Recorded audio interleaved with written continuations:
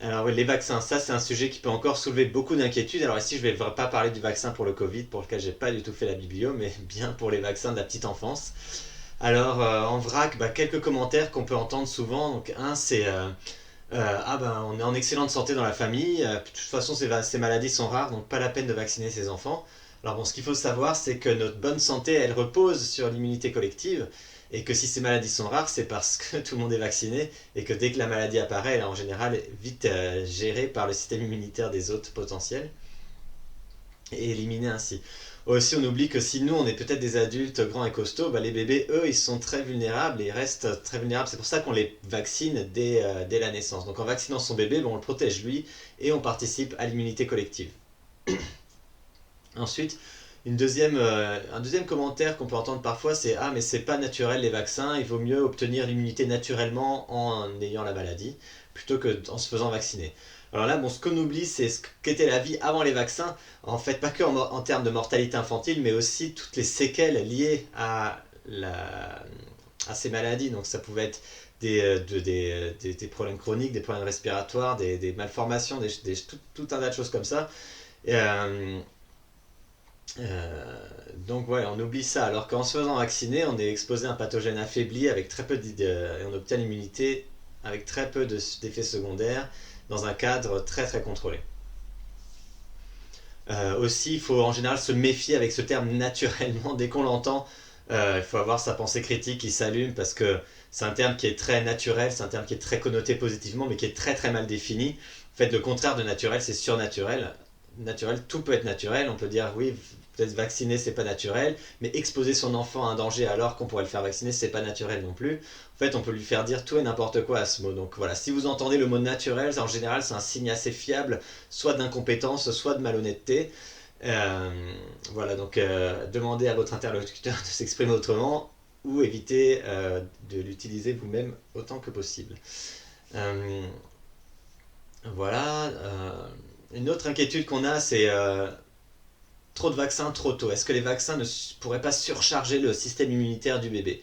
Ça, c'est une inquiétude que nous, on avait, en fait, parce qu'on oublie, ce qu'on oublie, c'est qu'en fait, en venant au monde, le nouveau-né est exposé à des millions de virus et de bactéries, et il doit déjà avoir un système immunitaire assez fiable, capable de faire face à toutes ces attaques bactériennes et virales. Et il y a des études qui ont estimé qu'un enfant pourrait très bien gérer plus de 10 000 vaccins d'un seul coup, en tout cas les antigènes présents dans ce vaccin, peut-être pas les adjuvants, mais les antigènes, oui. Il y a même une étude randomisée contrôlée assez chouette sur pratiquement une centaine d'enfants enfin, ils ont fait l'hypothèse que si le système immunitaire des bébés était surchargé, alors les bébés vaccinés devraient tomber plus malades que les autres. Donc ils ont comparé ça. Et en fait, ils ont trouvé l'opposé. Au contraire, les bébés vaccinés ont tendance à tomber moins malades que les bébés non vaccinés. Et donc il semblerait non pas que ça surcharge le système immunitaire, mais au contraire que les vaccins boostent un petit peu le système immunitaire du bébé. Alors, voilà, de temps en temps, on entend ce conseil peut-être d'espacer les vaccins ou d'éviter les vaccins polyvalents. En faisant ça, on expose davantage son bébé au risque évidemment de tomber malade. S'il tombe malade, on augmente la probabilité qu'il puisse transmettre la maladie à des gens à des bébés non vaccinés ou des gens qui n'ont pas pu se faire vacciner, ou pour lesquels le vaccin n'a pas pu marcher, ça peut arriver aussi. Euh, donc voilà pour ça. Donc un site qui est quand même bien fait pour tous ces effets secondaires des vaccins, c'est le CRAT, lecrat.fr, lecrat.fr, qui est vraiment informe vaccin par vaccin tous les effets secondaires potentiels. Il est très très bien sourcé et très très chouette. Voilà, on peut mentionner aussi un rapport en 2013 de l'Institut américain de médecine qui avait été vraiment sélectionné pour son absence de conflit d'intérêts avec l'industrie pharmaceutique et qui avait conclu à l'absence de lien entre le suivi du calendrier vaccinal et l'apparition de problèmes de maladies auto-immunes ou de troubles du développement, de l'attention, de l'apprentissage, des choses comme ça. Voilà, voilà. Une dernière inquiétude qu'on peut entendre parfois, c'est l'hépatite B. Ah ouais, non, ça vaut pas le coup de vacciner son enfant pour l'hépatite B parce que l'hépatite B c'est une maladie sexuellement transmissible. Donc pourquoi vacciner ses enfants? C'est complètement débile. Et en fait, ce qu'on oublie, c'est que l'hépatite B se transmet sexuellement, oui, mais aussi par le sang et par la salive, et qu'elle peut survivre plus d'une semaine à l'air libre. Donc en fait, les enfants sont particulièrement vulnérables, notamment dans les crèches, s'il y a des jouets sur lesquels il peut y avoir des traces de salive. Le virus peut se transmettre comme ça. Il faut aussi savoir que 25%, donc un quart des bébés qui sont infectés en meurent. Donc c'est vraiment une maladie grave.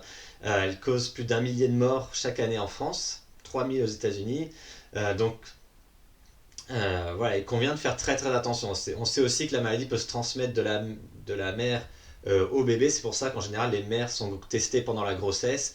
Et si elles sont testées positivement, bon, bah, la vaccination du bébé à la naissance permet de prévenir la plupart des cas d'hépatite. Donc voilà quelques exemples un peu de réponses qu'on peut donner à la plupart des inquiétudes autour des vaccins.